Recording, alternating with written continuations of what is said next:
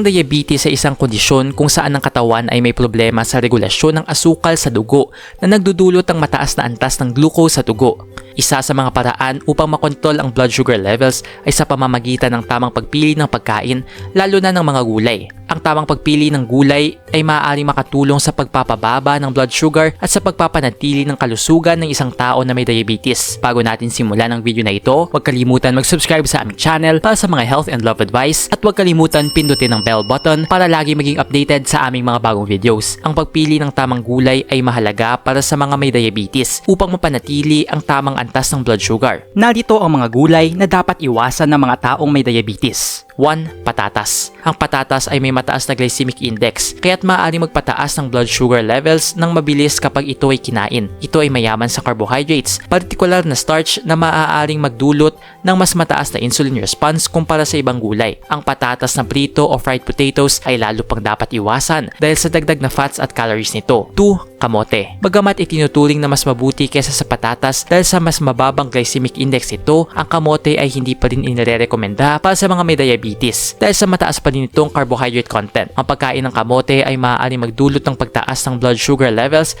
kaya't dapat itong limitahan. 3. Kalabasa. Bagamat mababa ang glycemic index ng kalabasa, ito ay mayaman sa carbohydrates at natural na asukal. Kapag ito ay kinain ng marami, maaari makaapekto sa blood sugar levels ng isang taong may diabetes. Mahalaga rin na tandaan na ang ilang mga pagkain na gawa sa kalabasa tulad ng pumpkin pie o pumpkin cake ay maaaring mataas sa asukal at carbohydrates, kaya't dapat ding iwasan. 4. Green peas. Ang green peas ay mayroong katamtamang glycemic, ngunit ang green peas ay mayroon pa ring carbohydrates, kaya't maaaring magdulot ng pagtaas ng blood sugar levels kung kainin ng sobra o hindi balanse ang pagkain. 5. Pritong gulay. Hindi porket sinabi na pritong gulay ay pwede na agad sa taong may diabetes. Lahat ng klaseng gulay na naprito ay masama sa taong may diabetes dahil ito ay mataas na sa fats at carbohydrates dahil sa naprito na ito sa mantika. Mas mainam na kainin ang mga gulay na pinakuluan o steamed. Sa pangkalahatan, ang mga gulay na may mataas na glycemic index at carbohydrates ay dapat iwasan o limitahan ng mga may diabetes upang mapanatili ang normal na blood sugar levels. Ang tamang pagpili ng mga gulay na mababa sa glycemic index at mayaman sa nutrients tulad ng fiber,